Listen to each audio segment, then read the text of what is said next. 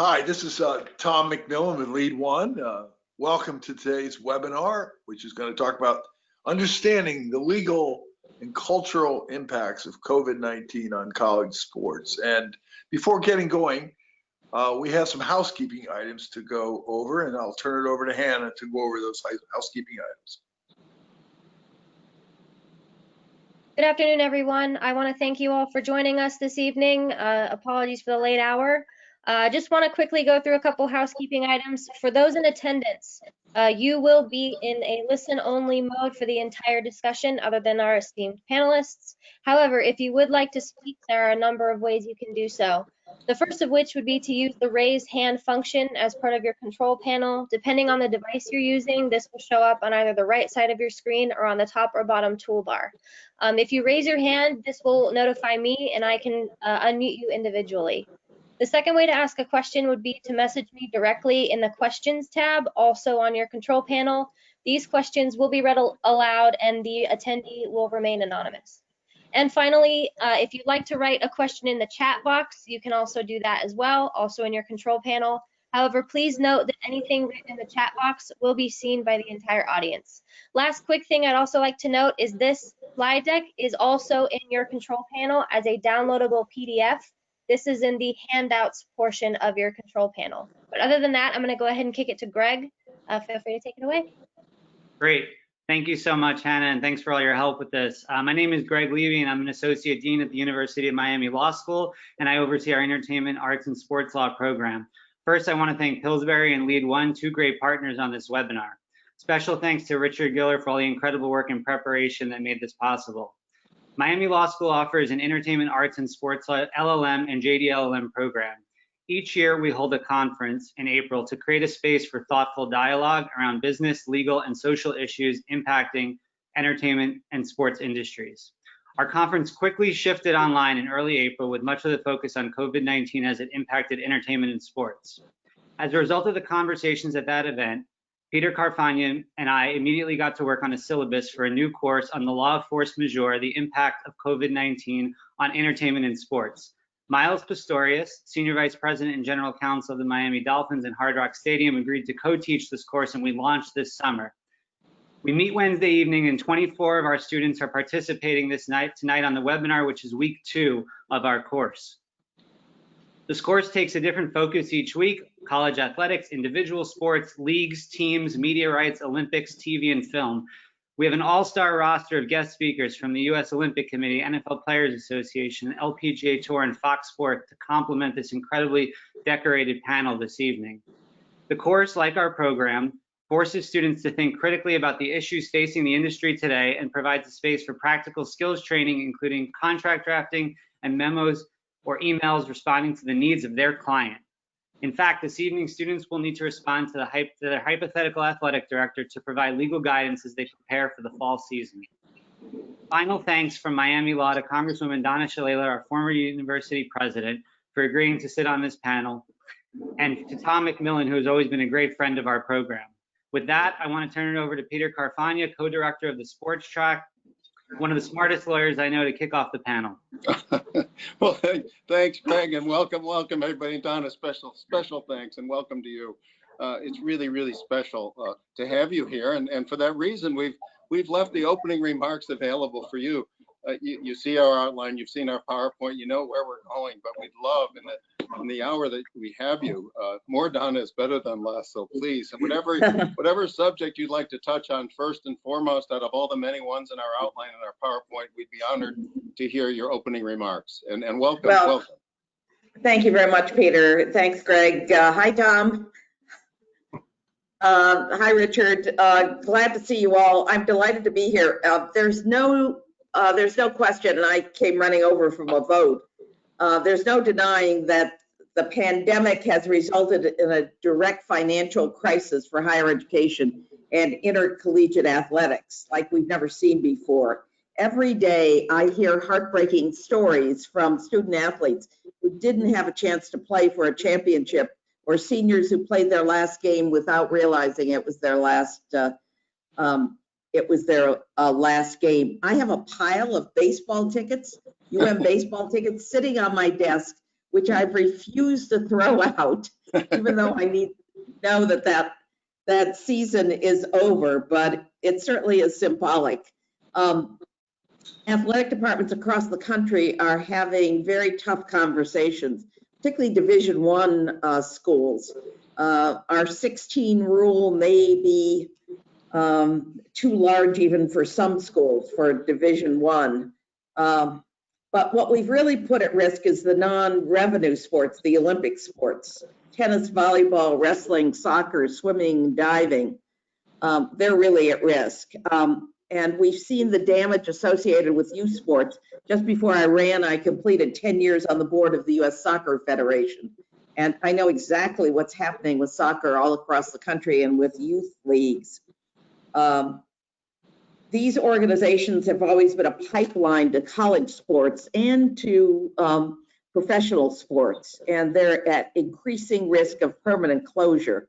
Parents are under financial pressure due to job loss or cuts in hours and unlikely to keep their kids participating in any sport that costs them money, even when we return to some kind of normalcy.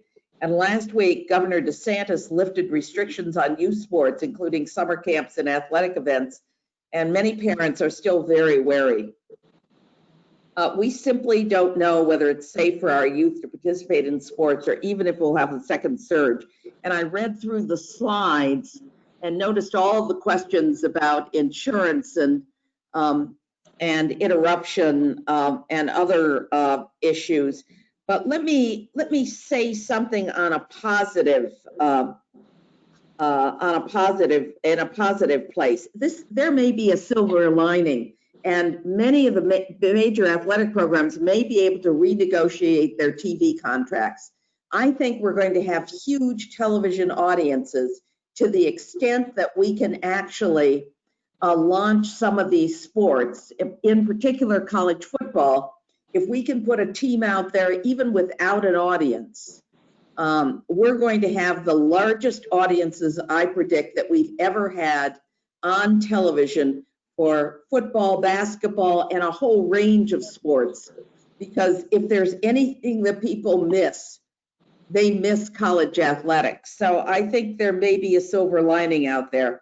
But there are too many unknown factors, and that's, again, what all of you are going to talk about. I am extremely worried. We've given money to higher education, but none of that will go to college athletics. We're going to look at some of these issues, but at the end of the day, every university is going to have to make very hard decisions. And every student athlete is going to have to make a decision about their future, but hopefully we'll do everything we can to continue to give them opportunities. So thank you very much. I'd be happy to participate in the panel. Thank you so much, Don. And with your permission, we're going to have Richard serve as your general counsel, and Tom will serve as your surrogate athletic director as we kind of go through this. And we'll say, as university president and as a congressperson, you know, how are you reacting to these various issues in our PowerPoint? And we'll have a nice sort of back and forth and keep engaging you, if that's okay with you, in the time that you're able to be. Fine with me. All right. Well, Richard's going to take us on a little short course. And thanks again for your wonderful PowerPoint, Richard. This is marvelous stuff on business interruption insurance. And I think, Donna, what, you know, as president, risk mitigation is really perhaps job 1, 2, and 3. And Richard's done a great primer on the types and policies of coverages, first party, third party. And he's going to take us through event cancellation and business interruption and civil authority, pro sports policies and payouts. And Richard, the floor is yours, but please act as if Tom is the AD you're speaking to, and Donna is the university president and or the congressperson that you're speaking to as you go through your PowerPoint. Thank you. Well, thanks for the introduction, Peter, and I really appreciate Tom and LEAD1's participation in this event, and Representative Shalala, I'm very glad you could be part of the panel. Greg, you can just sit in the corner over there.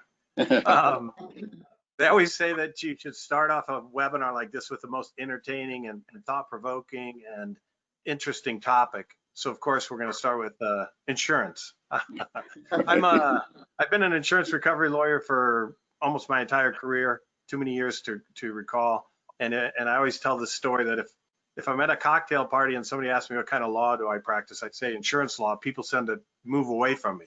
But the minute I tell people that I sue insurance companies for a living, everybody comes right back, and everybody asks questions about insurance and insurance policies, and it can be a very complicated area of the law.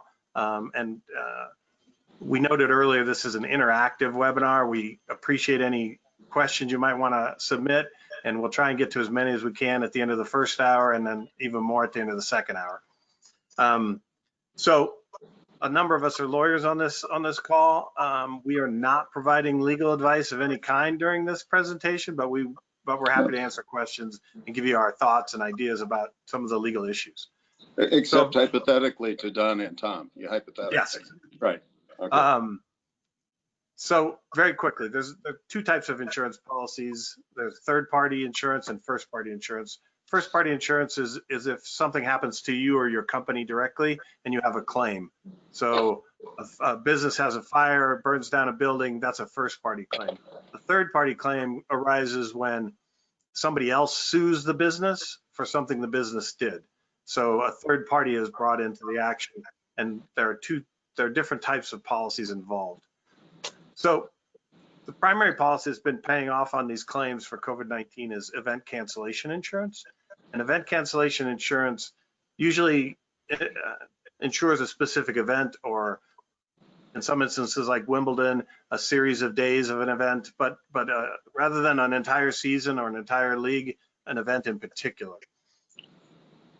Most people that bought insurance event cancellation policies before January 24th of this year were able to purchase for an additional premium cost at a somewhat minimal cost, something called communicable disease coverage.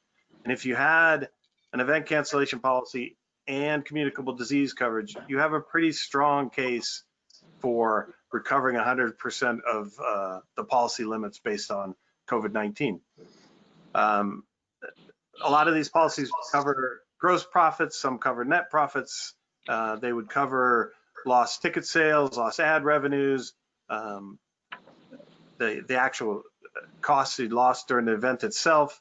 And so if we go to the other type of policy, so you had event cancellation insurance. Oh, by the way, just like happened in SARS in 2003, and just as a sort of overview, the coronavirus is the 7th pandemic or epidemic of the 21st century.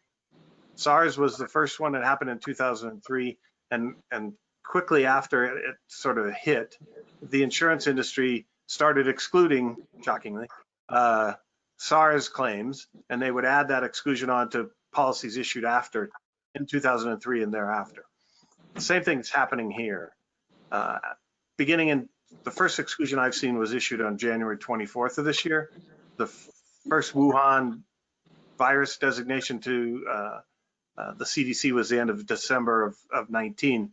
And by the end of January, any insurance policy issued thereafter had a COVID-19 exclusion. So all of this this discussion is about policies issued before that all happened.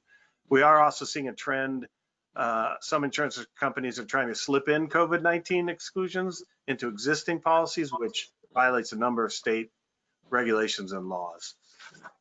Let me just interrupt right there and say to President Shalala, would you recommend she even go to market and attempt to get insurance, or recommend to Tom as the representative of his LEAD1 athletic directors, or is that ship sailed, so to speak? That insurance is no longer available? Is it too late, Richard? I think it's probably too late. And, you know, and a number of people, I mean, we obviously have some insurance in a private university, but a number of people were offered COVID-19, actually not COVID-19, but were offered that insurance and waived it because they didn't think that anything like this could happen. So the real question for Richard is, what if the government ordered you to close? Does that make a difference with your insurance policy? Right. So that's two things. Does that give you a case, even if you don't have coverage? Yeah, so those are great questions. The first thing is, I don't think you can get communicable disease coverage on any policy issued today. You might in a year or two from now, but you're not going to get it in 2020. So the next slide, we talk about the other type of insurance coverage, which is business interruption insurance. So so in addition to event cancellation, if you didn't buy that last year, a lot of universities, a lot of leagues, a lot of businesses have business interruption insurance. Sometimes in the insurance policy, it's called time element coverage. And those policies almost always include the coverages listed on this slide. So Donna, your question was perfect because civil authority is the one that is being triggered most often in these claims right now. If you're ordered to shut down by the civil authority, or there are directives from the CDC limiting, the use of your buildings, you can have a claim under this, even if there isn't a specific communicable disease coverage under the policy. There's other policy provisions we have latched onto one's called ingress and egress. So if there's barriers up or tape up that prohibits people from coming into arenas and stadiums, there's coverage under that. And there's also coverage called physical loss or damage. And while most people think of that as structural damage to a building, case law throughout the country is, sometimes diseases and bacteria and smells can constitute physical damage or physical loss. So they're potentially covered under that provision as well under a business interruption policy. So let me ask you the hypothetical. So my Tom's representing the athletic directors. My facility hasn't been damaged at all, but I suspect that there might be some virus in there somehow, some way. But there's no physical loss or damage to the property, Richard. I mean, do I have coverage or don't I? But civil authorities close me down. So you would have a potential coverage under civil authority. And just as a basic primer on insurance in general, it all depends on the language of the policy. Every insurance company has a different policy form. Some have manuscript policies, some are form policies. But I'm speaking just sort of in a general sense on insurance coverage, business interruption. So would you tell President Shalala, get together with your risk management people right away, go over each and every clause of each and every policy and tell Tom to do the same? Is that basically what we should be saying to our audience tonight? Absolutely. But public institutions often have different kinds of coverage than private universities do. We purchase private insurance, and public institutions, depending on how their state operates, may be covered under state policies, for example. Hey, Pete, I was on the University of Maryland System Board. I was vice chair of the audit committee. We went through all these, risk scenarios. We never had a pandemic on our list. And I think ADs now are beginning to, they look at these provisions, force majeure, cancellation, where they never ever looked at them before. And, the whole idea of black swan events in our generation, we haven't seen many, but others have. And I think people have to look at, could there be an EMP explosion because of a nuclear blast, a cyber attack in America? A whole host of things could shut down America again. And I think people are more aware of it today than ever before. So are the insurance companies. Let me just ask. Let me say one other thing. Yeah. In South Florida, we do have coverage because of hurricanes. Yeah. But we're basically protected by FEMA.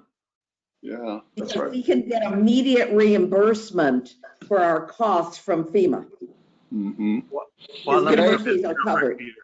Could I just ask Donna one more quick question? That is, would you, to Tom's point, would you be approaching your athletic department and your risk management and your general counsel and your outside counsel differently? How so differently from when you were president at Miami? How is it different today than it was then? Well, it'd be dramatically different, because while we thought in terms of hurricanes, we're now thinking about the impact on all sorts of things, including enrollment, loss of income from residence halls if you have to spread students out. It covers every part of the university, not just the athletic department and events. And we're gonna get to it, but how important is it to get the Hurricanes back on the football field? I mean, how important? Very important. Okay. Okay. For mental Okay, health, sorry. reasons, not anything else. Sorry, Richard. Yeah, I interrupted. Keep going. Oh, please. no, that's great. I prefer this type of interaction. It's much more entertaining. In addition to talking to your ADs and your risk managers, what we're finding right now since early 2020 is some insurance brokers are advising that there's no coverage, so don't really worry about it. You don't really have coverage, don't pursue it. And 9 times out of 10, when my firm or I review a policy, we realize that's actually not true. You do have coverage and you should be pursuing it. And you should be putting every insurance carrier you have on notice of a potential claim, because there are some time limits in these policies where you have to give notice within X number of days. So do it now if you haven't already done so. And hiring outside counsel is a good idea that specializes in insurance recovery, because there are plenty of, I mean, insurance policies are arcane and archaic, and the language can be confusing and overwhelming. And so unless you hire somebody that really knows what they're doing in that particular field, you might lose out on a valid claim that you should have had. And if we go to the next slide, Donna had a good point a few minutes ago about not really realizing pandemic should be something you might want to cover a year or two ago. The interesting thing is the number of conferences, the Big East and the Atlantic 10 are good examples. They've had event cancellation insurance policies for years. In fact, I talked to someone at the deputy commissioner of the Big East, and they were telling me that, their basketball tournament is over the Madison Square Garden, which sits over Penn Station. So terrorist activities, other kind of viruses, there are all sorts of issues they were worried about. So they both, Big East and the Atlantic 10, purchased event cancellation coverages with communicable disease endorsements on their policy. So it's great. Wimbledon, believe it or not, after SARS hit, they have taken out an event cancellation policy for decades. 17 years ago, after SARS hit, they started insuring communicable disease. And over the course of those 17 years, they paid about $32 or $34 million in insurance premiums. But their payout on the policy they have for this year's event will be somewhere between 150 and $300 million. So that's a pretty good investment if you paid 32 million bucks and you're getting $300 million of coverage for this year's event. The NCAA's program, which is the next slide, there were some interesting issues there. Years ago, the NCAA hired Deloitte to do sort of a risk assessment, and they did a risk mitigation plan internally to figure out, how, 70% of the NCAA's revenues come from March Madness. So if it's a $900 million event, you've got to figure out what happens in case the worst happens. And so years ago, they decided they were going to have event cancellation, insurance policy in place to cover it. And then also they started collecting money and keeping money as sort of on the side in case the worst happened. And over the years, they built up about $500 million in reserves and revenues. And they had an insurance policy. The problem is that, as it always happens when there's extra cash sitting around, they ended up using it. So in 2014, 15, and 16, that $500 million all of a sudden was spent. The problem is they never increased the limits of coverage under their event cancellation insurance policy. So instead of having a policy with $900 million worth of coverage, they thought they had the backstop with the $500 million extra, so they only had $270 million worth of insurance coverage. And it was sort of a penny wise, pound foolish situation where they didn't want to pay the extra money for additional coverage and higher limits. And so they're in the situation where they are today, where instead of a $600 million payout this year to the leagues and the conferences, they're going to be paying out about $225 or $230 million. So it's a lesson learned. You should have more coverage. More coverage, the better. But let me just ask Donna, in this world, again, just go hypothetically, go forward. There's no insurance. How can you even begin to make a reserve in your annual budget at the University of Miami in this post-COVID world? How can you even begin to make a reserve? Well, you don't. What you do is you borrow money at very low interest rates. Okay. Okay. Yeah. And Tom, I mean, what do you you, use your line of credit, and you cut whatever you need to cut, right, start cutting right. expenses. Well, meanwhile, you're being sued by students who want their tuition back. I mean, there are Right. lots of things that are really going around. Yeah. And just go ahead, Tom. And what I are would your, echo. yeah, We surveyed our ADs and found out of 130 of them, how many had what they would consider 6 months, 1 year reserve, which is probably what you might expect in the private sector, and very few had it. I mean, many of them were just living, paycheck to paycheck, hand to mouth, and so they just didn't have the reserves. That's a fact of life. Although we did hear from some schools that they said, we're going to start thinking next year about putting some reserves away just for this kind of occasion. yeah. But Donna, just to stay with it, I mean, you're the expert in higher ed. Are there going to be schools that just are not going to be able to survive this? No. Getting You're going to see a lot of sports be cut. You've already seen a pattern of sports being cut. Yeah, and maybe pay cuts for coaches and that sort of thing too, across the board. Yeah. Well, I wanted to ask Donna just a question about your efforts, your congressional efforts, and your commission bill and everything. Just right. I know everything's been tabled because of COVID, but any progress on your front? Well, I think so. But I think it's going to come out of the Senate rather than the House. I think there's interest from Senator Alexander and Senator Wicker, two of the Republicans, and I know that Mitch McConnell is very interested in what we can do that. He's always been a big fan of Louisville, as you well know. So I talked to him actually a month or so ago, not specifically about COVID, but what we could do about the recent court cases. And he was certainly interested, but we're waiting for the conferences to give us a clear message about what they'd like us to do. You cannot come to Congress and say, save us. And you can't come to us with mush the way the NCAA did in whatever that report was. You've got to say to us specifically what you want us to do, and then we'll try to put a bipartisan effort together to get it done. And I think we'll probably start in the Senate.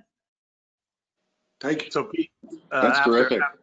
after 9/11, Congress passed what was called the Terrorist Risk Insurance Act, TRIA.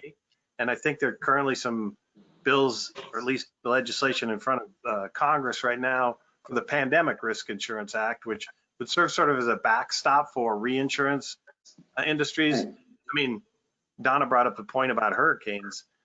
It's possible that the claims submitted for COVID-19 are going to dwarf any insurance claim anybody's ever dealt with ever before, and may dwarf 5 or 7 of the major hurricanes together. I mean, we could be looking at billions and billions of dollars worth of potentially covered claims. And so Congress is looking at something called the Pandemic Risk Insurance Act, or PRIA. That's one issue.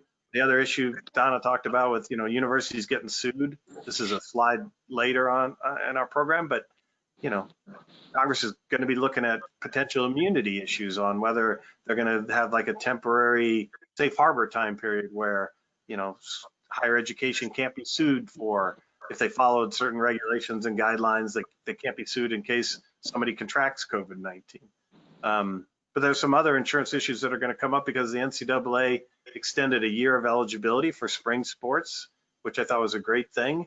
But one of the, revenue and cost issues that come up with that is that those kids now have a scholarship for another season or another year. And the schools weren't anticipating that cost as part of their budgets for 2020-21. And so.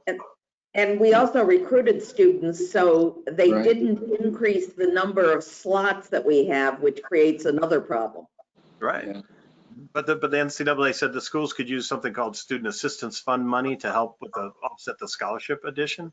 But this is a kind of a obscure topic, but I've represented a couple dozen professional athletes in every major sport for total disability, temporary disability, and this is our next slide, loss of value insurance that they've taken out when they were in college. And a few years ago, the NCAA ruled that schools could use student assistance fund money to pay the premiums for those policies, which was great because, you know, Tua had one. He had a permanent total disability policy last season, and it comes up all the time. Well, if student assistance fund money is now going to be used to offset the added scholarships for the additional year of eligibility, there's going to be less money for the schools to pay disability and loss of value insurance premiums. So there's this trickle down effect that's going to happen for everything. The refunds on food and you know, room and board, and lost ticket sales.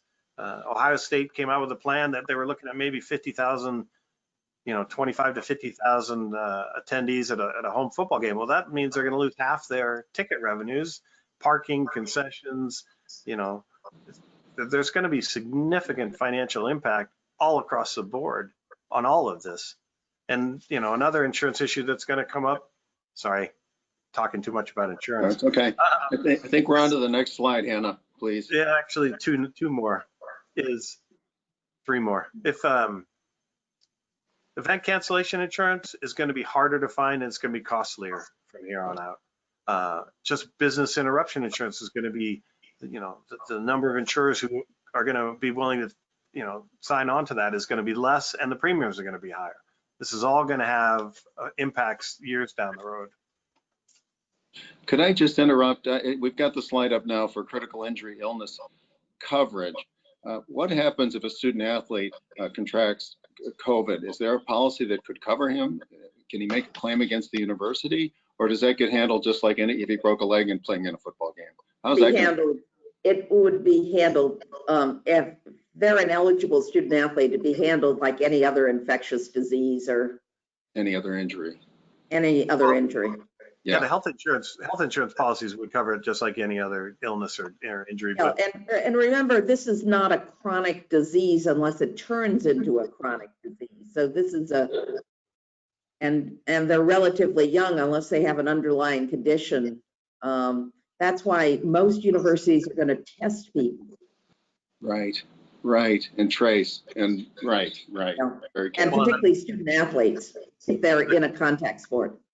the critical injury illness coverage is a relatively new product, and that's basically a policy that gives you a set amount if you blow out your ACL, or if you have a shoulder injury, or you need Tommy John surgery. It doesn't really apply to, you know, contracting COVID and missing a few practices, because Donna's right. If these are young student athletes and they're in great shape, they're less likely to have any lingering effect of COVID-19 exposure. Okay. Next slide, Hannah. We're actually on to slide 11, Hannah, if you want to get to there. One more. So we're stepping into what Donna raised before, which is the legal implications of returning to college sports. As you can see, Politico ran an article recently about, you know, you either reopen and risk virus spread, or you face financial ruin as a higher education institution. So those are some of the topics we'd like to talk about now, Peter, if you want to.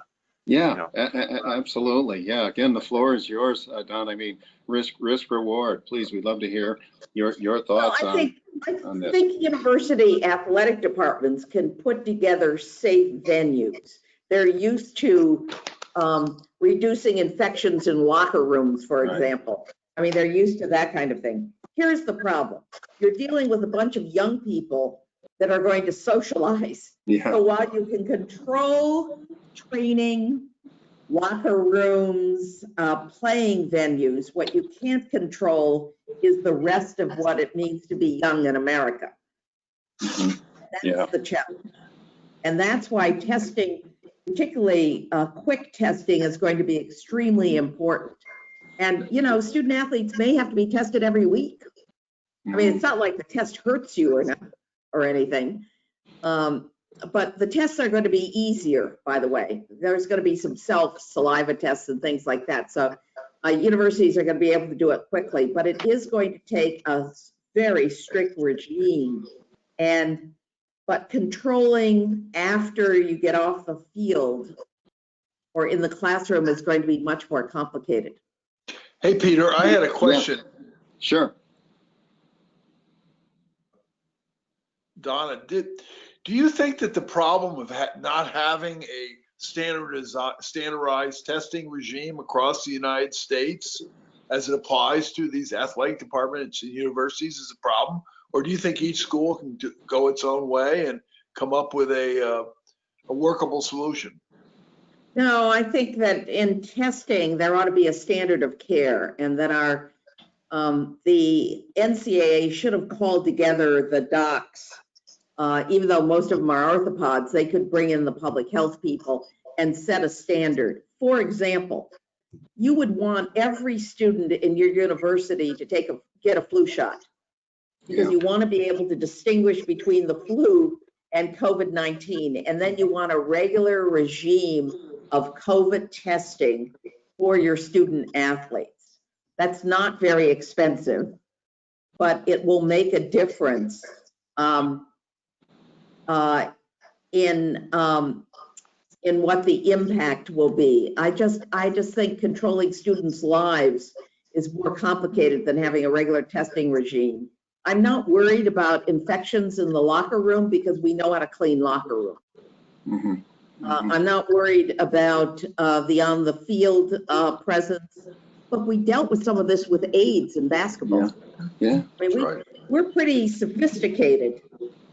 But when you have a disease like this, an infectious disease like this, and we dealt with H1N1, we taught a whole generation of young people how to wash their hands, or they taught us how to wash their hands. And we put, I remember putting hand sanitizers in the line at commencement because I shook everybody's hands. But by the way, the only people that objected that thought their rights were being violated were the law students. But I mean, we've done a lot of these pieces.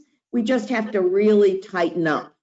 I know athletic departments are thinking about this, but they also have, in my experience, very good docs that can reach out to public health that'll figure this out. But we do need national standards from my point of view, because you're playing another team.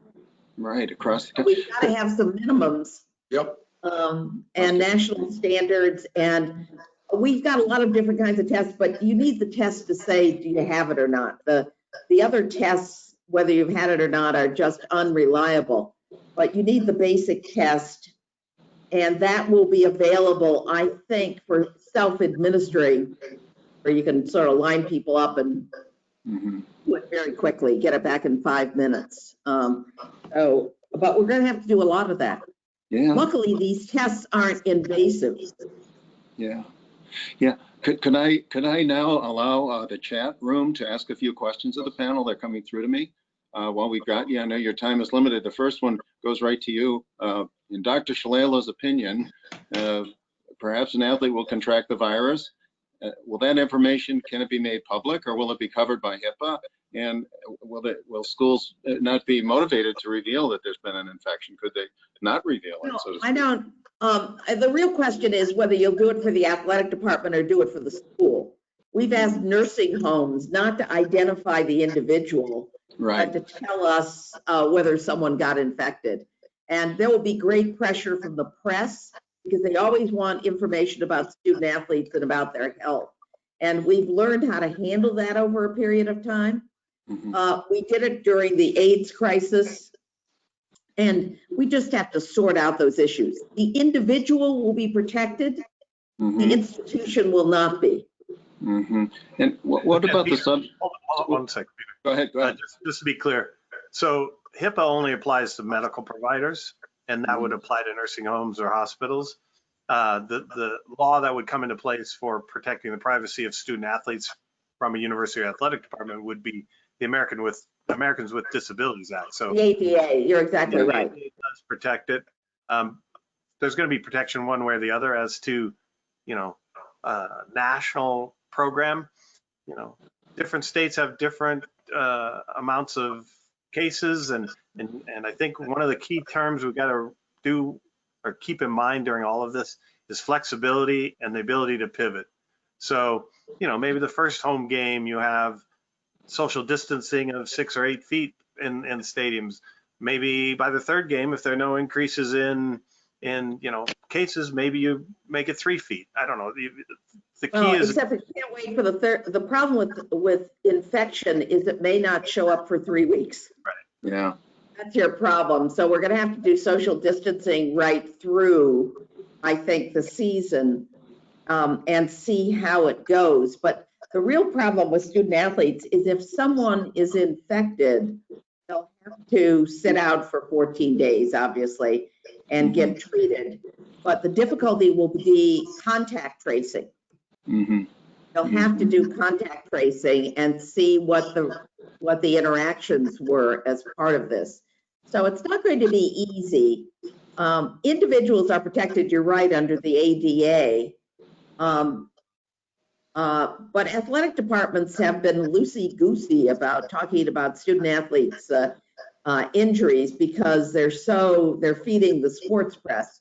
So they're going to have to work out some kind of agreement. But everybody's going to have to do something. But how they're going to test and what their standards are going to be, I think, should be more uniform for the minimal. Mm-hmm. Mm-hmm. There's another question. Because the NCAA has to be seen as protecting student athletes. I realize they have trouble with that, but they've got to first be seen as protecting the health of student athletes. And the follow-up question for the panel, and Donna, for you in particular, then who is going to absorb the cost of testing and tracing? Who should absorb that cost? Well, I think the institution, but a lot of these tests are being funded by the federal government. Mm-hmm. And so the state is getting an enormous amount of money from us, as are counties and cities eventually, sometime the next month. So there's a lot of free testing available that they can work out with their local communities because the federal government is putting billions into testing. And it simply is a matter of deciding who in your community, which hospital or which provider is going to do that for you. The tests aren't that expensive. well, and you talked about, making sure the locker rooms and the weight rooms and the stadiums were disinfected. Some of that might be covered under insurance policies as well to keep it contaminated. Personal protective equipment needs to be, distributed within athletic departments and teams. Donna's point about, what do the student athletes do when they're off the field is reminiscent of colleges trying to worry about what kids do on Twitter and Instagram and other social media platforms. Can't really control them once they're, outside of your practice facility. But all those issues are going to come up. Yeah, and Tom, do you want to speak on behalf of the ADs? What are you hearing? We're getting a lot of questions about should athletic departments put a hold on letting student athletes return until these protocols are in place?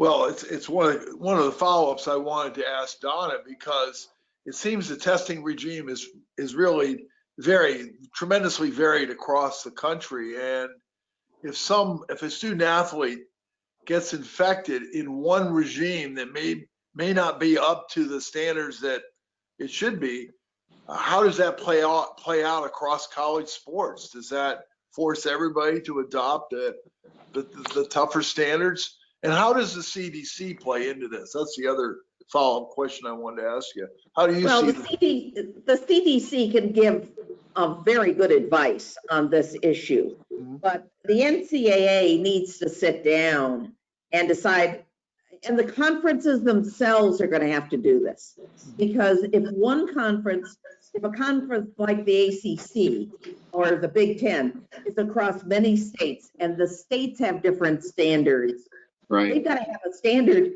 because who wants to play student athletes in a state in which there's no testing? Yep. No, that's what I was concerned about. That's a big conference issue, but a small conference issue as well, to the extent that they cross state boundaries.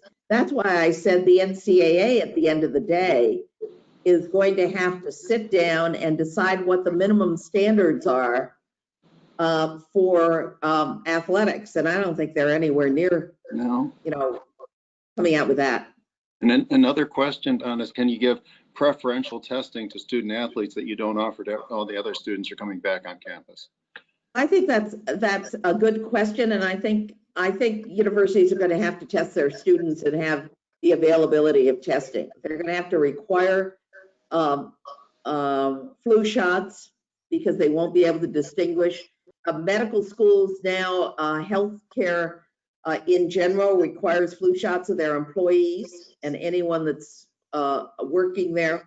And I think widespread flu shots are going to be important. Obviously, there's some opt-outs depending on your physical conditioning, but as long as the same thing is available for the rest of the student body, you can mandate it for student athletes, but make it available for the rest of the student body. Yeah, here's another really good one. Maybe it's for Tom and Richard, but you know, what about the coach who has a pre-existing condition and he's 67 years old and he just doesn't want to return to coach, or a student athlete with a pre-existing condition who doesn't want to return to play? How do you deal with that and avoid liability? Maybe Well, that's Richard. you think at the ACC, and there's a number of coaches in their 70s, and Yeah. you know, if a But player I haven't heard of any of them that aren't coming back. Mm-hmm. Pardon me? Right. I haven't heard of any of them that aren't coming back. Yeah, no, I think there mean, will be no, what a I'm situation saying where a is that, student athlete says, I just don't want to play anymore. We've had that situation before. Right. no, I think Peter was asking the question, Yeah. what happens if a coach who might have underlying conditions says, listen, this is too risky for me, I want to sit out. What does that mean to his contract and his risk of employment? I guess that's the question you're Let me asking. ask the lawyers, what The coach, would their contract normally say? Exactly. Yeah. So I thought of Richard on this one, Donna. We'll give you a little break. Right. I mean, I think you got to read the Yeah. fine print of that contract, man. Right, Richard? Well, yeah, just like insurance policies, it's all dependent on the language of the policy. Coaches' contracts, staff members' contracts are going to be the same way. I doubt that any current coach's contract has any information in it about Right. communicable disease issues and the ability to, you know, take a year off or a leave of absence, for example, if you're worried about contracting it. But again, with this flexibility theme and being able to pivot, you know, there may be ways for a football coach to coach from the press box and not have to be, you know, interacting or social distancing and personal protective equipment. The issue that Donna raised about, you know, students who say, or student athletes says, you know, I don't want to risk this. It's my health is more important than football or basketball. What impact does that have on his or her scholarship? Will the scholarship be extended if they don't play for a season? Right. You know, there's all sorts of issues that, again, we're going to have to be flexible, be able to pivot and collaborate. I mean, communication and talking through these issues and sitting down with people, as Donna said, the NCAA should be sitting down with communicable disease experts and come up with some sort of standardized guideline for each of the different sports, because each sport presents a different situation. I mean, basketball is much more close contact, and then you don't have equipment on. So there may be guidelines that differ between different types of sports, different locations, different type of venues. Again, it's going to have to be a collaborative effort between lawyers, doctors, schools, conferences, and leagues. Hey, Yeah. Peter, there's a great story about the late David Stern, commissioner of the NBA, about when Magic was yeah. diagnosed with AIDS. He had to implore all the players on the All-Star team to go out and play with Magic.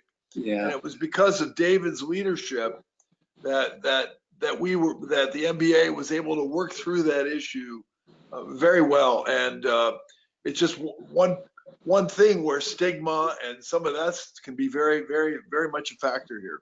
Yeah. But they had a health rule that if Right. someone was bleeding, they had to come out. That's right. Right. That's right. Right. I mean, they Right. actually, they fit their rule with the disease. Right. Well, I We're remember back in the day that, you know, people didn't even wear gloves when they went onto the field or the court to find out if someone was injured or was bleeding somewhere. And so that developed. So then you have, you know, gloves all the time now. Football players often have the face shields. Maybe the face shields are extended down to cover to the bottom of the face mask. You know, there's all sorts of issues. When Rudy Gobert was first diagnosed, one of the issues everybody was concerned about was not so much him, but, you know, there are referees on that court who ref that game and then flew to Sacramento the next day to ref a game there. And they're on an airplane and maybe spreading it through the airplane and then to the fans at the next arena. So, you know, Yeah. Well, let's go back to let's go back to our PowerPoint real quick, because I know, Donna, your time's limited. What about waivers, Richard? What about employees? You know, we've talked a little bit about coaches and fans. Let's say at Ohio State they let 25 to 50,000 fans back in the stands. What sorts of liability protection would you recommend to a university that's going to allow fans to attend games, at least with social distance and all the rest? well, I think the first thought you have to keep in mind is there are going to be lawsuits. I don't care what kind of waiver or liability insurance you have, people are going to sue if they contract COVID-19 and they think they did it at an event sponsored by a university. Employees, you're going to be OSHA rules and regulations and guidelines on university employees. University employees are also potentially limited to the exclusivity of workers' compensation issues. Fans, however, it's a whole nother story. Third Are we party going to have them sign waivers Yeah, before they exactly. get their tickets? or you create Exactly. new tickets that have a COVID-19 waiver on the back of it, just like you have an assumption of risk issues on tickets. Because quite honestly, this isn't much different than if you attend a baseball game and you're sitting in the front row and a line drive comes off a player's bat and strikes a fan.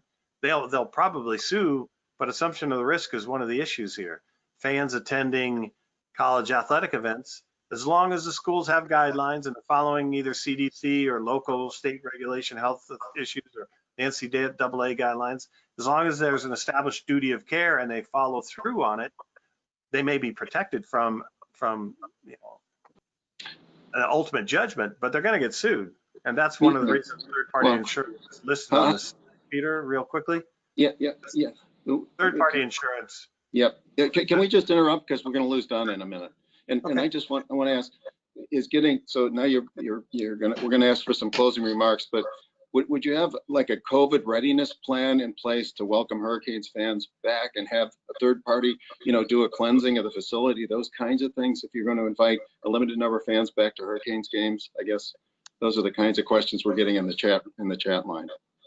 You know, that's up to Blake James on what he's going to do. Universities are going to get very creative because they want to keep their fans. But I have to tell you, the trend is to stay at home and watch the event on your large television. So selling tickets has become harder and harder for universities across the country, even for the big football programs. It's not so easy. So that's why I linked the television contracts with this discussion. You want to keep your fans, but we're going to have to get far more creative in what we're going to offer the fans, what kind of interaction they can have with the coaches. Already universities, you can see them setting up teletown halls with coaches just to keep the connection. So there's a lot of creativity that's going to occur here. But fundamentally, we want to keep the student athletes and our fans, our employees, as safe as we possibly can while we're searching for a vaccine. And closing remarks, we've got like 3 people asking through the chat line, how do we get the NCAA to decide on this and to take a position? They seem to be riding the fence, somebody has typed in, and deflecting the decisions to each individual athletic department. Well, you know, the presidents just have to demand it.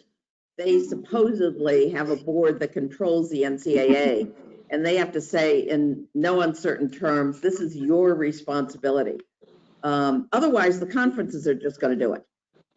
And while I believe we ought to shift more responsibility to the conferences, at the end of the day, that's what's going to happen. They're going to take responsibility because they have to play each other and they're on the ground. So the athletic directors and the conferences and the presidents and the conferences are just going to step out and do it. And the NCAA better be very careful because it'll slowly lose its power as the conferences take more and more responsibility. Let me end there. I'm sorry I can't stay with you. Can you give us 2 minutes on name, image, likeness and paying athletes, the Alston case? It comes near the end of the outline. Just 2 minutes on name, image, likeness and or paying the athletes. I just think it's the dumbest court decision I've ever seen in my life. I mean, it's just, and the idea that student athletes can now deal with boosters, with agents, I mean, you're transforming what it means to be a student athlete in this country. So I have not been a compromiser here, but I will do whatever we end up doing to help student athletes remain as student athletes. Whatever Congress can do, we're happy to do, but the conferences really are going to have to sort that out for us. So I am not a fan of this whole business. And I'm a fan of taking care of student athletes. University of Miami, long before it was ever required, brought student athletes back to finish their degrees, took care of them from a health point of view, honored contract, honored scholarship. So, but I'm just not a fan of this mush that we've got now, and we've got to make clear decisions. Thank you so much. Thank you so much. We really appreciate it. Let's. Thank you, Don. Round of applause. Thank you. Thank you. Thank you. Great Thank to you. see you all. Thank you, Don. Very good. Very good. Thank you. Thank you. And Richard, sorry to have interrupted, but I know we had a hard stop for Donna right there. So please go back to your outline, please. Oh, no, it's okay. So third-party insurance policies, most people, most businesses, schools, companies are familiar with something called comprehensive or commercial general liability, CGL policies. And the interesting part is those types of insurance policies is there are two basic coverages. There's the duty to defend in case the business or the university gets sued. And then there's a duty to indemnify in case a judgment or settlement results from a lawsuit. But the best part of this, and most people don't understand this, is so say you had $1 million insurance policy. That means the insurance carrier will pay up to $1 million for a judgment or a settlement. But if it's a third-party liability policy like a CGL policy, there's no limit and no cap on how much they have to pay to defend you. So there could be instances where a lawsuit is worth almost nothing, but it takes $5 million to defend against it. So a third-party liability, policy would do just that, and so that's important to remember because oftentimes, and the California Supreme Court has recognized this, oftentimes the duty to defend is more important to the policyholder than the duty to indemnify. It's also easier to trigger. A defense is owed by an insurance company if there's a potential for coverage under the policy. Indemnity is only owed if there's absolute coverage under the policy. So what's the practical recommendation for our athletic departments on that, Richard? Yeah, and I think let's make it real. So Tom's raising a really good question. This is basically, you're talking about trip and falls for the most part, right? The comprehensive general response that people get hurt when they're at a stadium, and then the policy responds and there's a duty to defend and maybe to indemnify that third party claim against XYZ university, and an injury has occurred while on their property, right? I mean, that's a good hypothetical, I guess, right? For what you're talking about. Slip and fall, death, illness, injury, any type of thing would be covered. The practical effect is what Peter brought up earlier, is ADs should be sitting down with the risk management department of the university and or the general counsel of the university and potentially outside counsel to review what you have in place before the season opens. So to make sure that you have enough comprehensive general liability. And some universities are self-insured up to a certain amount. So you have to know what that amount is. You have to also understand your umbrella and excess insurance coverages, because oftentimes a general liability policy is $1 to $5 to $10 million worth of coverage, but you might have $100 million worth of coverage on top of that. So understanding what you have in place now, understanding what the renewal date's going to be, because oftentimes these policies are taken out of, say, June or July, and the renewal's going to be coming up, and you got to make sure you're getting the right coverages for the next season or the upcoming season. So you got to work with a lawyer or an insurance broker and risk management people to make sure you have the right coverages. And the softball question is comprehensive general. I think this is what Tom is asking on behalf of an AD. I have comprehensive general, and somebody makes a claim, I got the virus while I was at, would a CGL policy cover that third party claim, putting aside exclusions or particularized language, and just a general commercial general liability policy? Yeah, it would potentially cover it for sure. As you said, subject to the conditions of the policy and exclusions and the particular wording, but a lawsuit or alleging bodily injury resulting from my attendance at a sporting event at your institution should be covered, or at least potentially covered under a third-party CGL policy. Okay, Tom, did that answer your question for the Yep. AD? Yeah, and Okay. you know, Okay. I just think these questions are going to become more and more prevalent, given the fact that this COVID-19 may not be isolated. We may see more of these situations in the future. So I think it's very important advice. Okay, there was one last one, Tom, before Donna had to leave. She made the really good point. So due to the inevitability of lawsuits, why not just make the decision to play without fans? You'll lose your game day revenue, but do your best to make it up with renegotiated TV revenue. It's a pretty good question. You know, we've heard from a lot of our smaller schools that would be really terrible. Okay. Smaller schools really rely on the gate. A lot of the smaller schools don't have those, you know, literally probably 50 of our schools don't have significant television contracts. And so the gate is critical. And so if they don't have any gate, the cost of putting a football game on becomes onerous. So So live attendance is very meaningful to smaller schools that are facing, you know, student fee reductions, university reductions, donation reductions, all the pressures they're facing. So Yeah, yeah. Well, it's not just ticket sales you're losing either. If you have 100,000 fans at a stadium, how much branded gear do you think you're selling during that game day? So you got jerseys and T-shirts and hats and concessions and parking and you know, if nobody comes, you lost all the parking revenue, you lost all the concession revenue, you lost all the, you know, people buying programs for the game revenue.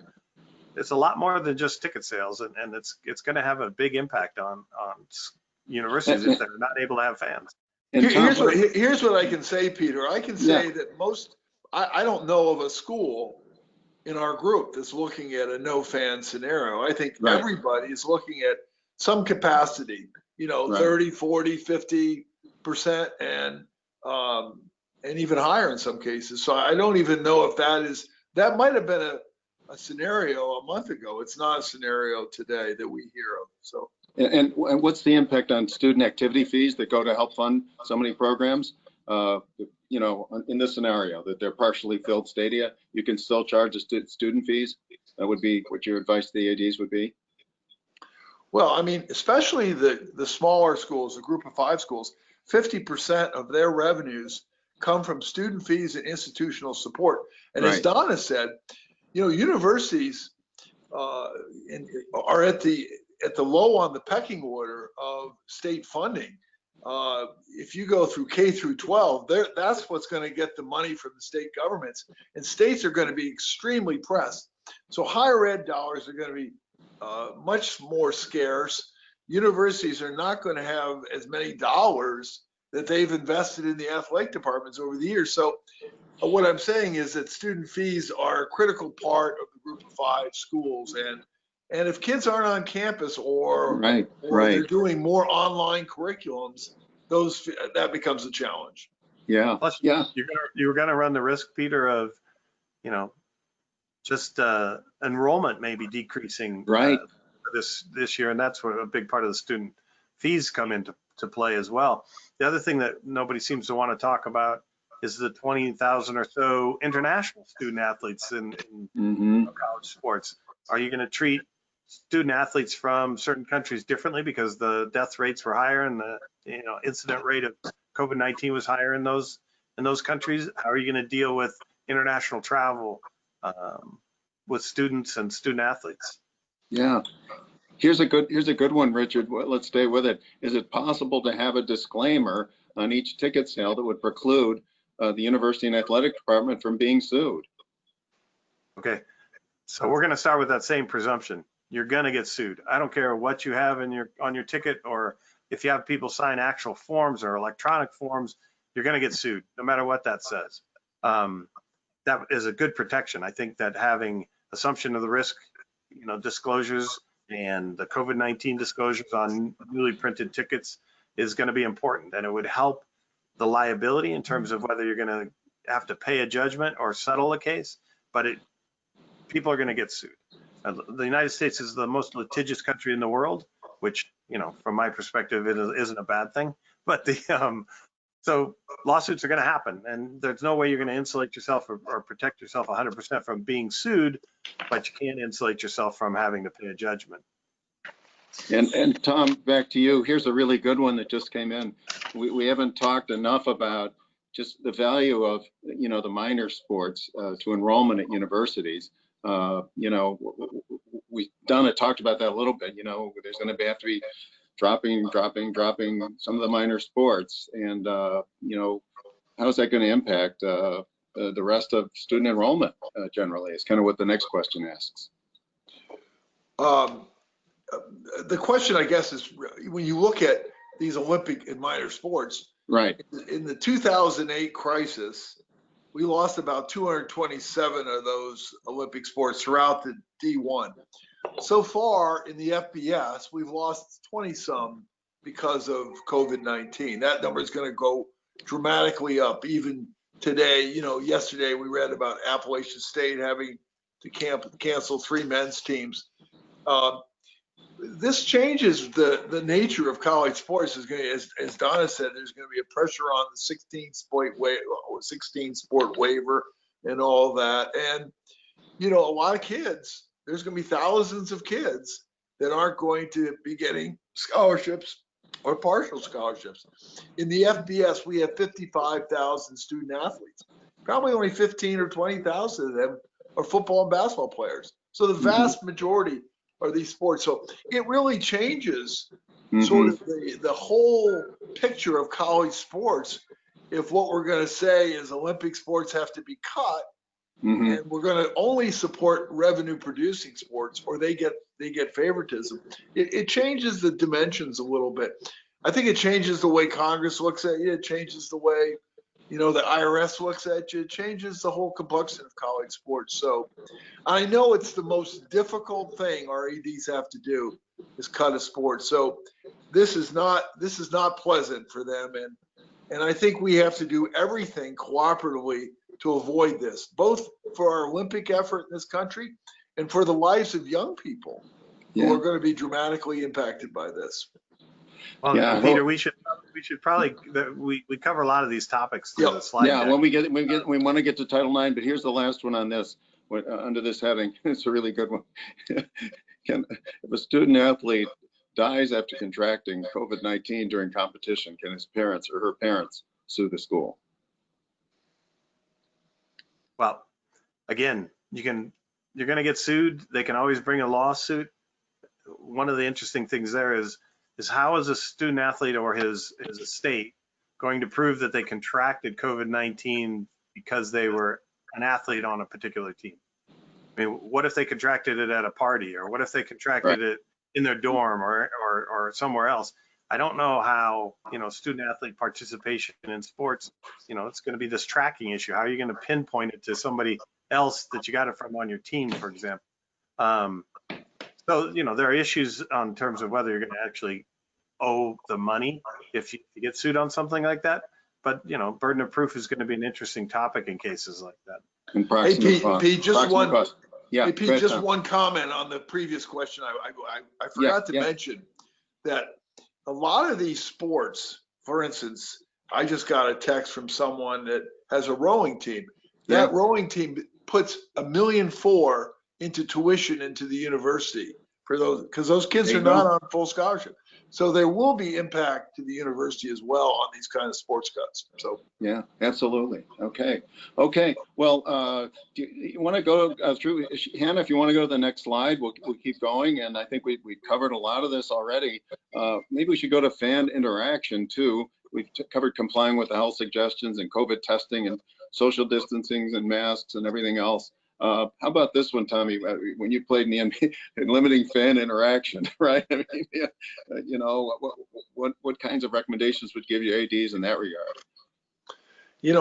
I would say that's a tough one. I think it's going to be hard to do, but it's important. Obviously, masks are important. As again, I'm not the expert on this one, but I know when I played, fans were all over you, so it's going to be hard. The NBA's, you know, the way they're approaching is keeping it very isolated, maybe at Yep. Disney, trying to maintain separation. I think we're going to have to do something like that to keep fan separation in place because of the risk of exposure. Yeah. Yeah. Well, really quickly, Peter, Sure. an earlier slide, there are both federal and state legislative efforts going on right now to try and provide a safe harbor or some type of immunity for colleges and universities. You know, as a general proposition, if you uphold a standard duty of care, Right. you should be insulated from liability, but you're still going to get sued. These immunity efforts are in place to try and limit the number of lawsuits that would arrive, you know, both for higher education and small businesses. There have been proposals that you could only sue if there's gross negligence or willful conduct or intentional, rather than just you know, breach of the duty of care.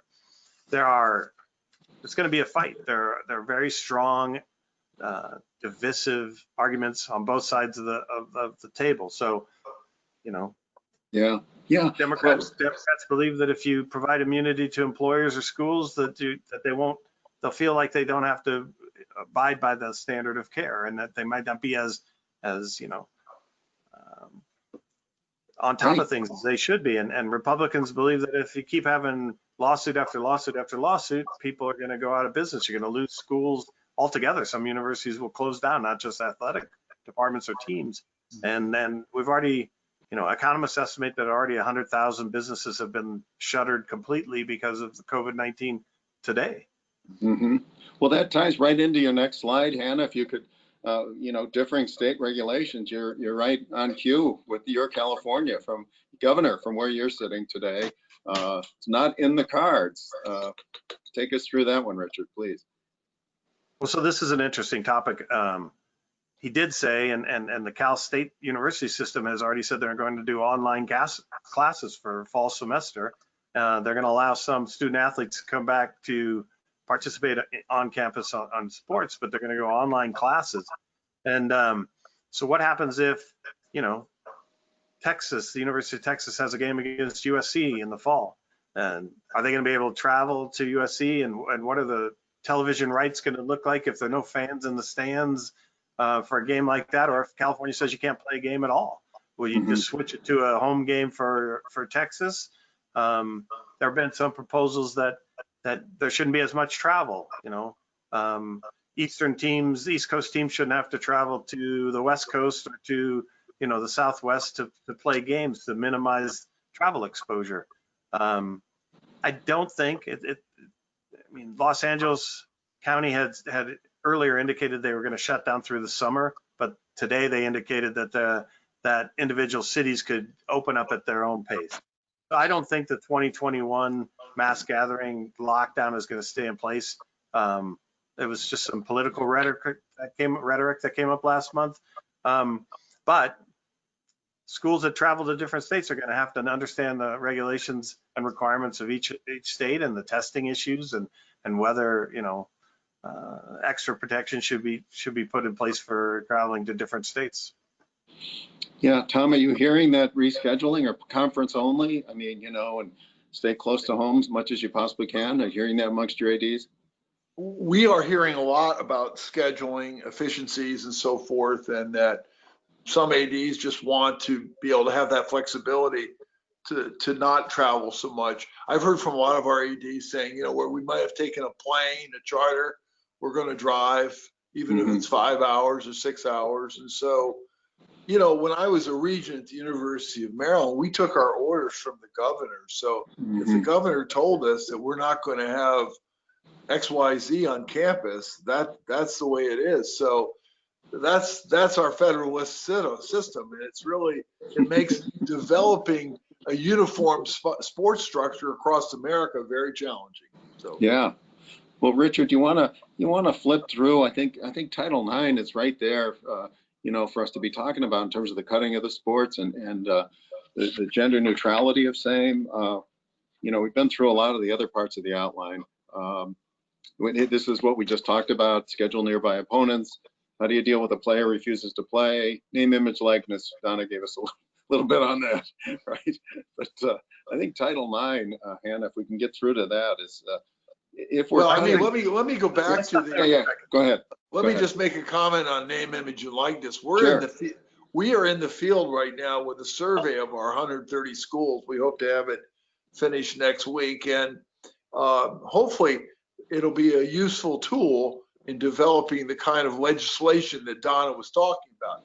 Very succinct legislation that Congress, both parties can put their arms around. So that is in motion. And, right now, Congress is totally absorbed by COVID-19. But as Donna said, there are initiatives going on at the Senate, particularly at the Senate side right now, that, seem to be making some progress. Yeah, well, what form would it take, Tom? I didn't mean to skip over Donna and Hannah, if you want to go back to the name, image, likeness slide. If you were still in Congress, how would you be framing it so it is succinct and passable, Well, I think the challenge, again, politics comes into this. Next year in the Senate, obviously, if the Democrats get control of the Senate, you're going to have different committee chairs. Chris Murphy, who serves on a number of important committees, could be a very ranking or committee chair. And Chris's view on a lot of these issues is that these are civil rights issues, along with the other members. So the politics of the election will have a big impact on name, image, and likeness. Also, next year in the House, it's a redistricting year. So if you're a House member, you get your district redrawn by your state legislature. So the last thing I want to do as a House member is offend my state legislature. Well, what if they passed an NIL bill? Do I go tell them, no, we're going to preempt you federally? So it's a tough year anyway, an election year. It's a tough year with redistricting next year. And on top of that, COVID-19, this is like a trifecta. So yeah, very complicated. It ties into Alston, which is the next slide, Hannah, right? I mean, could there be an exemption? Could there be an statutory labor exemption of some kind, to protect the NCAA from continuing antitrust litigation? Is that something you could see happening down the road? Well, I know that's in discussion. Again, all this stuff's in the back burner right now because of COVID-19. But obviously, there's a lot in the mix here. There's a lot of issues that are coming to the forefront, and I don't think I've ever seen in my whole experience of college sports as many issues at one time. Big issues. And some of the ADs that I'm hearing from are very concerned. They are very concerned. They, obviously they want to support the student athlete as much as possible. They are really worried about the framework of college athletics going forward. And we hear that time and time again from our ADs. So. Yeah, we just got one. It was for Donna, but Tom, you've got the floor. It's basically, is this the end of D1 as we know it? I mean, that's a pretty rough question, but it was for Donna before she left the chat room. Well, I mean, as Jack Swarbrick said in our webinar last week, there will be greater stratification because of the business pressures of college sports. What that means, we don't know. Clearly, there'll be a downsizing of athletic departments, both in sports and personnel and others. But, we don't know what the new normal is. It's too early to tell. I mean, this could pass like the Spanish flu did. It just dissipated away. We just don't know what's going to happen. So too early to tell. Okay, Richard, you want to go back to your outline? I didn't mean to skip over the PowerPoints. We're right through recent legal impacts on college sports. Do you want to do the cultural impacts just real quick? The next PowerPoint? Yeah, I think so. Okay. The Alston decision is pretty clear, and we could probably have a whole webinar just on the Alston decision and NIL. But one of the issues we wanted to talk about today is cultural impact, and Tom and I have talked a lot about this. The decline of the youth sports pipeline, while COVID might be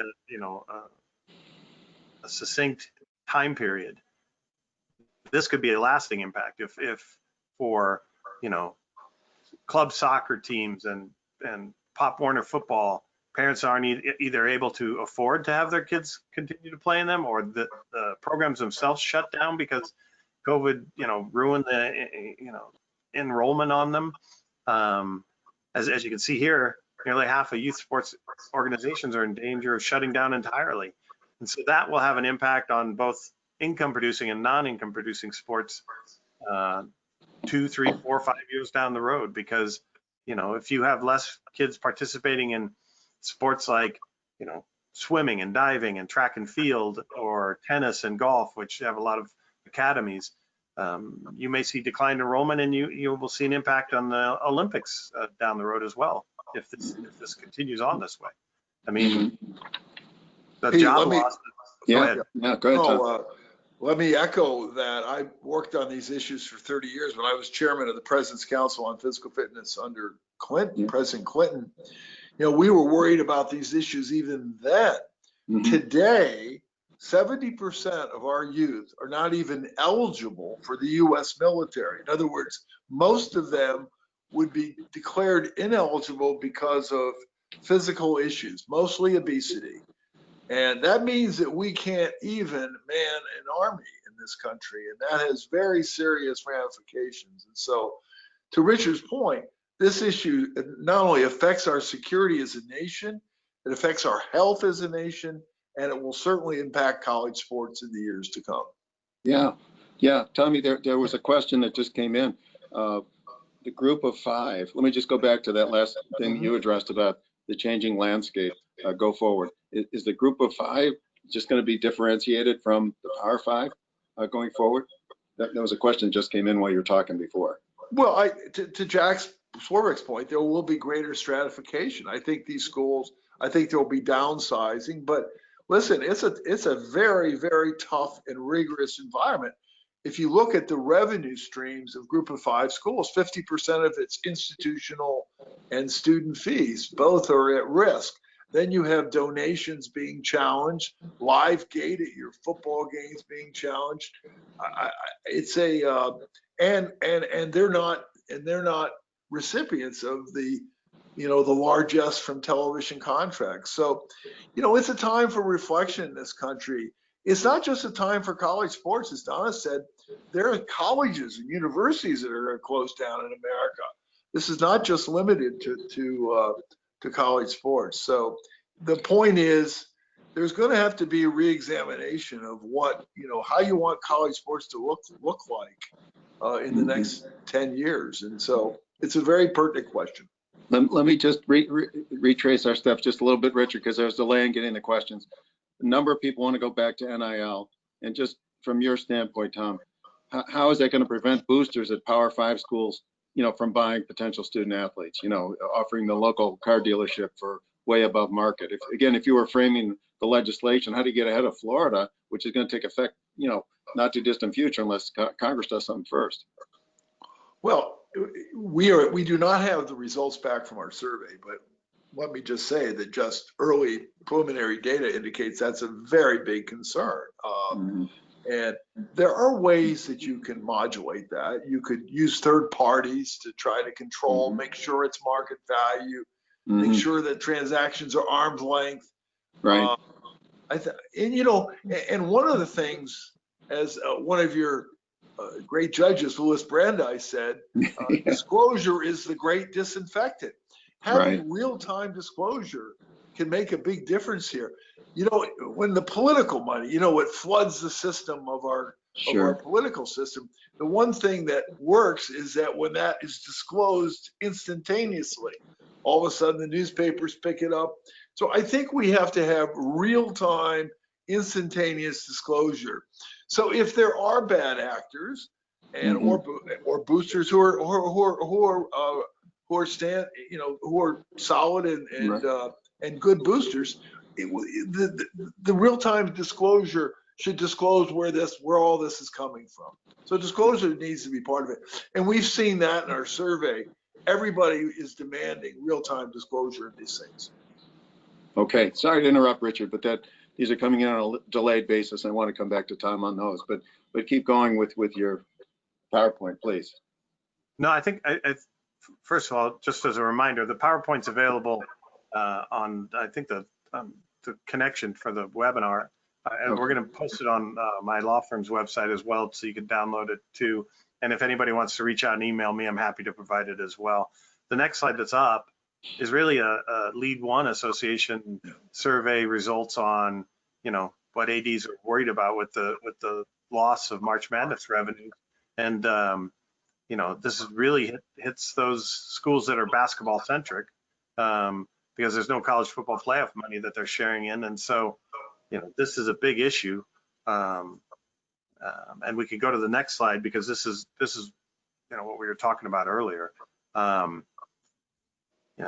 those of us who remember the 2008 economic crisis, there, as it says, 227 varsity sports team cut in the 2 years after the crisis.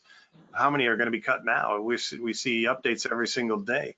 And we haven't really seen like a major college football program or a major college basketball program cut those programs, but it's possible. It's, there's Notre Dame, and I can't pronounce it, De Namur University, a D2 team, they canceled athletics altogether because of COVID-19. I'm sure Tom's got a lot of, thoughts on this topic. I can only say that both as experience as a region and what I hear from our ADs, I spoke to Eddie Nunez at the University of New Mexico. He had to go through cutting sports, and he said it was the most painful thing he's ever had to do. I've heard that time and time again from our ADs, and it's really one of the, the tragedies of this whole crisis. Yeah. Well, and something that's not covered on a slide, Peter, is cutting sports is a lot more than just losing money. Right. Sports and athletics teach the participants a great deal and a great many life lessons, listening to your coaches and your elders and following rules and regulations and, not just talking back to referees, confidence and self-confidence and the ability to just lead fellow teammates, all of those things are going to have an impact if you cut sports and you cut youth sports and kids don't have an opportunity to continue to participate in that, which will have an impact on businesses and politics and organizations for years and decades. General health and welfare. Isn't it interesting how, and football is such a big driver of college sports. Yeah. But guess what? The fall sports of cross country and volleyball and soccer, they're being played too. And those same athletes have to come back to campus. And so, we always so many people look at college sports through the prism of college football, but it's much broader than that. As I said, of our 55,000 student athletes, probably only 30% of them are football and basketball players. The vast majority are playing those other sports. Tom, here's a hot one right off the press for you. Well, why can't we just keep the 16 or 14, varsity sports and drop everything else to a club sport? What's wrong with club sports? They teach all the same things Richard just described. Have a club sport in tennis or golf or whatever, rather than a varsity sport. Well, when you talk to the various associations, whether it's a volleyball association, they like to believe that they want to give their kids the opportunity of having all these, the ability to travel, to play, and so forth. But LEAD1 had a task force on scheduling, and we submitted to the conferences. And seriously, I think everybody's going to have to take a look at it. When I played at Maryland, which is years ago, we played 90% of our games were on bus trips. We rarely flew. And, if it was good enough back then, I certainly think we can begin to reevaluate some of our scheduling alternatives. It doesn't necessarily be mandated, but I think economics could play a big factor in this. You're also going to run into, Peter, you're going to run into scholarship issues. Right. If you have club sports versus, revenue or income revenue generating sports. And as you touched on briefly, it will come up in a couple slides. You're going to have Title IX issues. Title IX, right. Well, let's go to that. I've been kind of prompting it. So now we're gonna cut and demote certain sports to club sports rather than keeping them as varsity. How do you do that and still not violate Title IX, Richard? That's a good one. And before we get to that one, just briefly, we stay on that slide for a second. But there's also talk about dropping the number of programs you have to maintain D1 status. I Right. think, Right, you know, there it is. Yeah, good slide. number of, Conference USA and other conferences are, you know, can we have fewer than 16 programs, or, you know, the mesh of programs? And so that's going to be a topic for discussion too. But Title IX, which is the next slide, is you know, very important, because you know, it's been in place for, let's see, 40 years now. Scholarship dollars have to be proportionate. There's a laundry list of other items that have to be proportionate, like travel, per diem, and they have to be proportionate between men and women student athletes to the same extent as the ratio of men and women to the student body. And so you can't just say, I'm going to cut non-revenue producing sports and keep my income producing ones, because you have to, that would most likely violate federal law. This is also another instance of, you know, women athletes and women's sports scholarships play a big role in 10 years from now, women in the boardroom and women politicians. And so Title IX is a really big issue. I'm sure, Tom, you've got some thoughts on Well, let me just say this. Let me say the politics of it. Yeah, I was at University of Maryland when Title IX was passed. But as you saw from Donna Shalala, there's 101 women now in the House of Representatives. That's the highest ever, highest. We've never had that total. And a very, very important issue for that coalition is Title IX.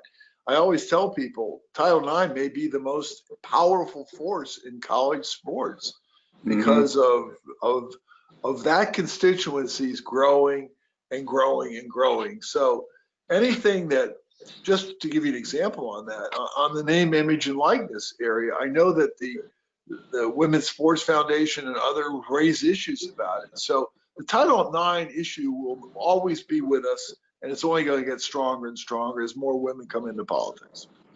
Well, and if you go to the next slide, you know, Tom's point about the women members of Congress.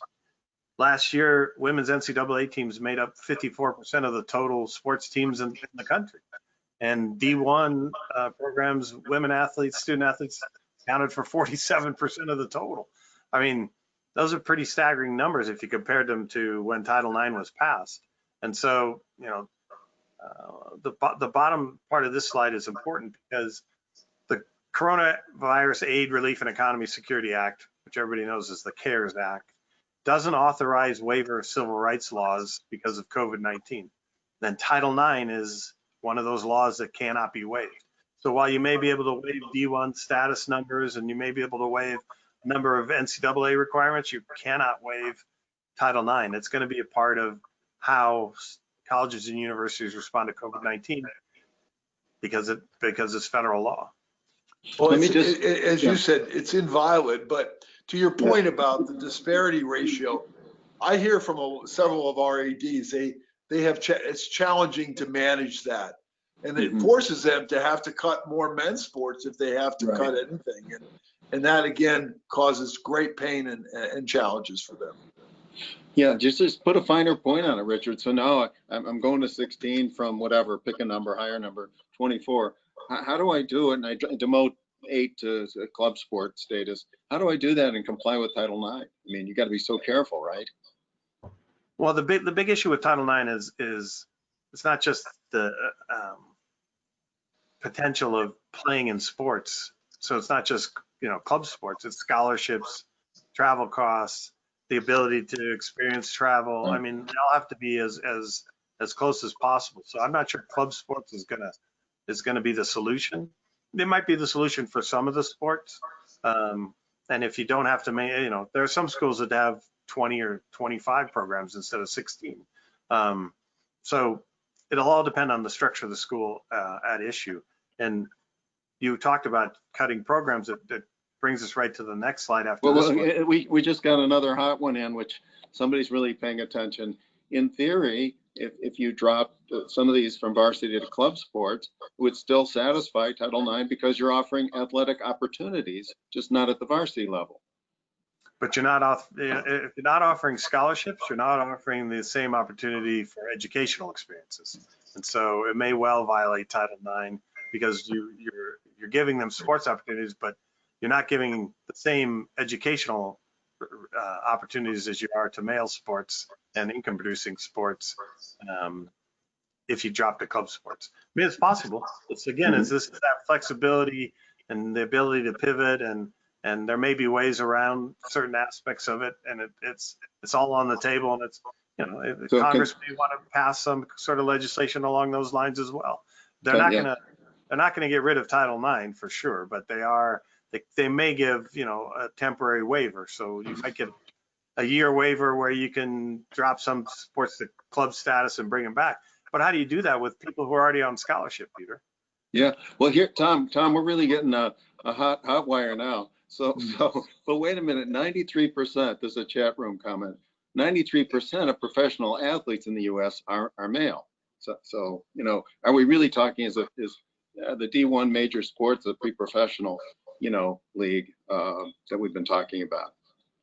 I'm not sure the question, Pete. It says 93% of professional athletes are men. So are male. So, you know, is that where we should follow that ball into football and basketball, because that's where most of the professional athletes in baseball are coming from, not professional women, or is that a matter of indifference to LEAD1?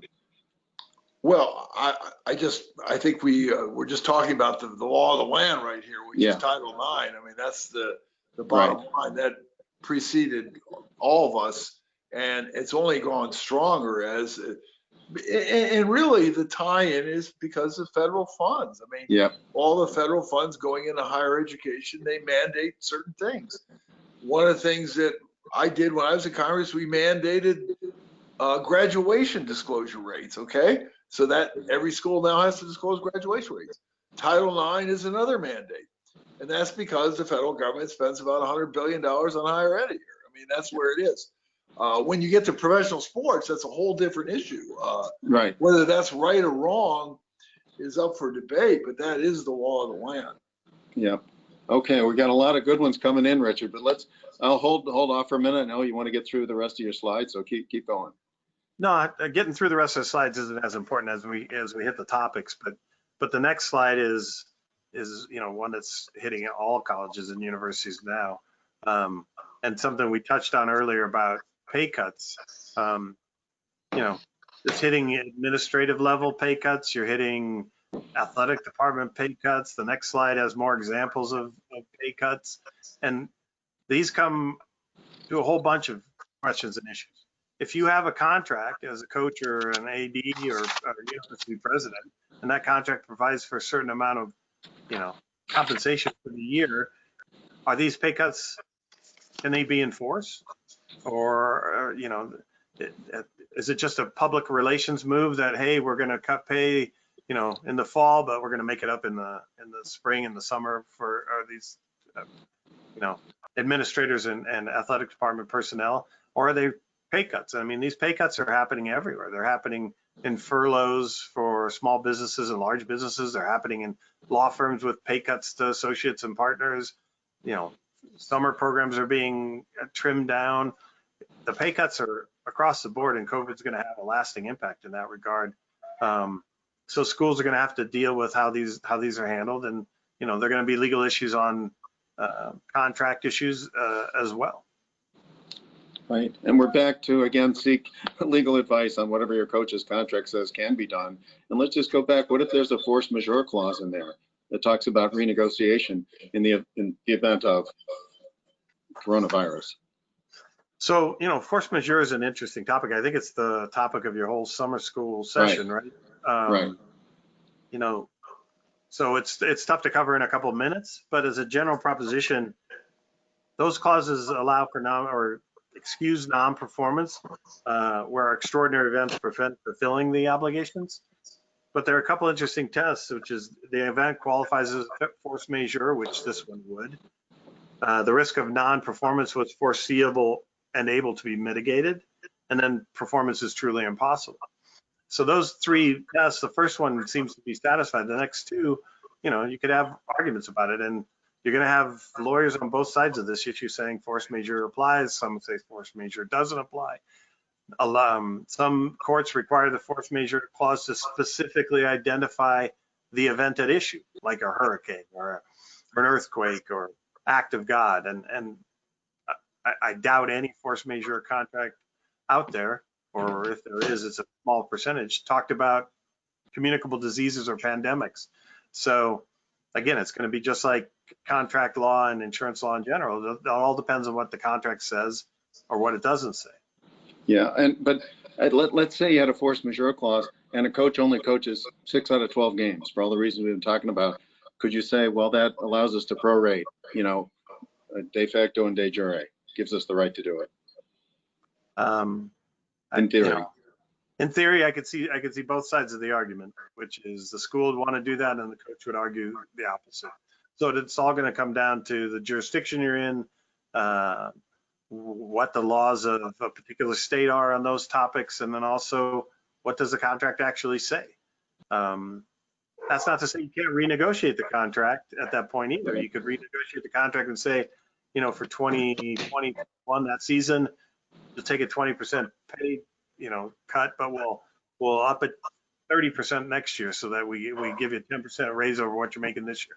I mean, again, flexibility, the ability to pivot and collaboration and communication are going to be key. Yeah, we're getting a lot of questions on that, but let's keep going. I'll try to summarize them. Going through the chat room. Keep going on the next slide, please, Hannah. I think we kind of covered this one. Yeah. Okay. I mean, it's pretty obvious. I think football accounts for more revenue than the next 35 team sports combined account for. So, what's going to happen in August, September, and October is going to be critically important to the, financial success of schools and athletic programs down the line. The next slide actually gives you, some pretty shocking statistics. $30 million in ticket sales for an average Power 5 school, and the vast majority of that's from football. So if you had, cut the stadium capacity in half, you're going to lose 15 million of that, plus all the other revenues we've been talking about. The impact's going to be, difficult to swallow. I read one article that sort of equated college football and COVID-19 with the way people talk about, how do you determine what kind of house to buy? It's location, location, location. What are athletic directors most concerned about? Football taking place and not being significantly reduced this fall. Hey, Richard, I thought Donna's point about television, if you look at the German soccer league, when they launched their league, they had unprecedented television viewership. I thought her comments on that were very interesting. I do think people will continue to social distance until there's a vaccine or a therapeutic that's really effective. And that will certainly be into the fall. And I think television is going to be the medium. And I think audience and ratings levels for college sports will be at all-time highs. Yeah, and Tom, look at what happened with the 2 live golf events we've seen the last 2 Sundays. Right. I mean, off the charts. Live TV. Hey, Richard.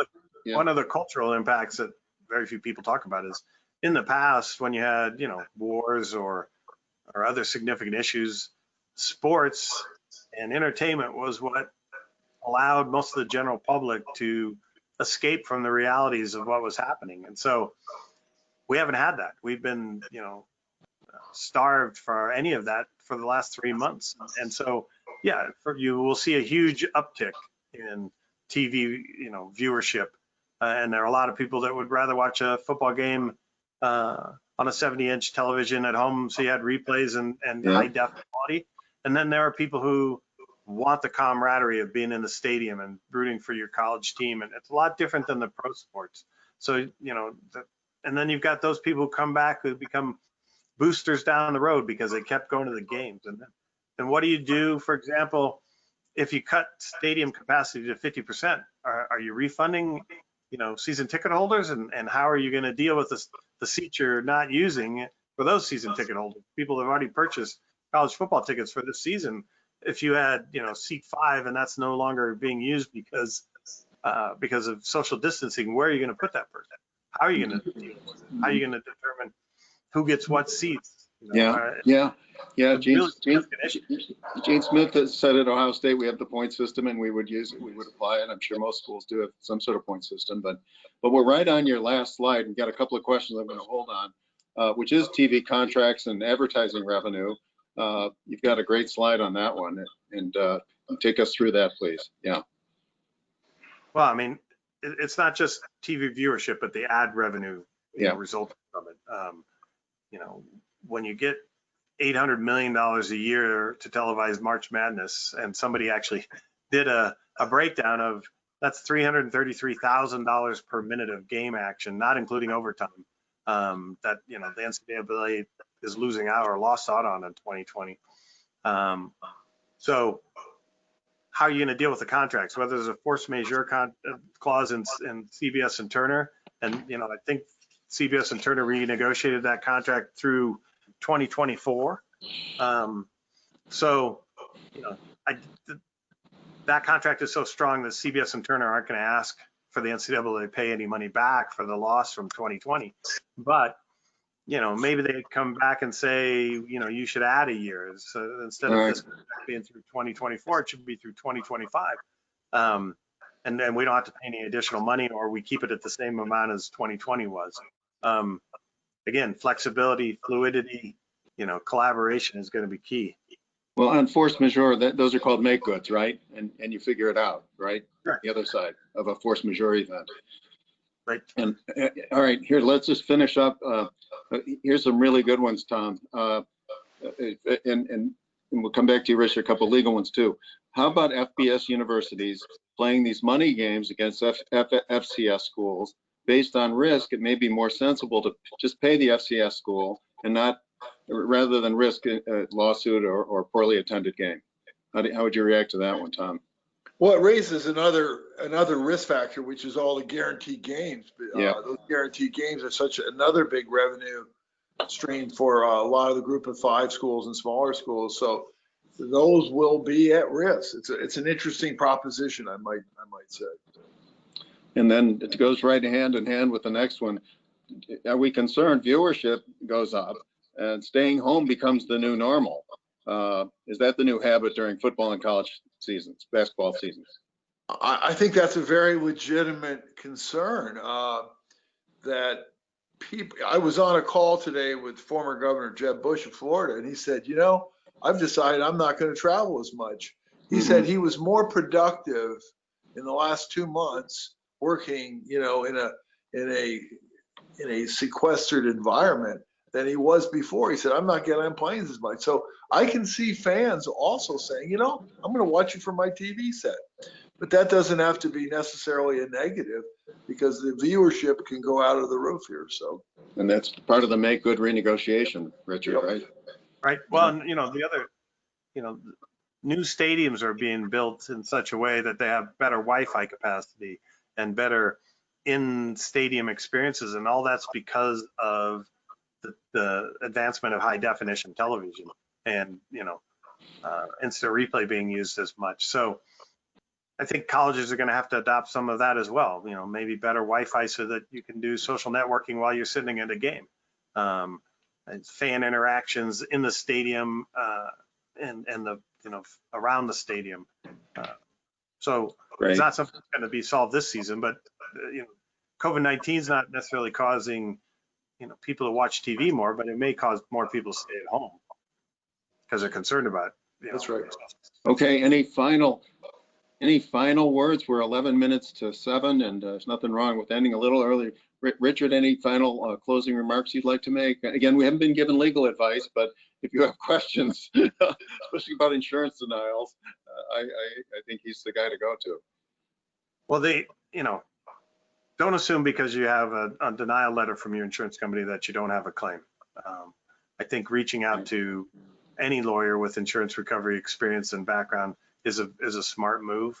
I'm one of those lawyers that doesn't charge for every minute I'm on the phone with somebody. So if somebody has a general question, feel free to email me or give me a call. Happy to help in any way I can.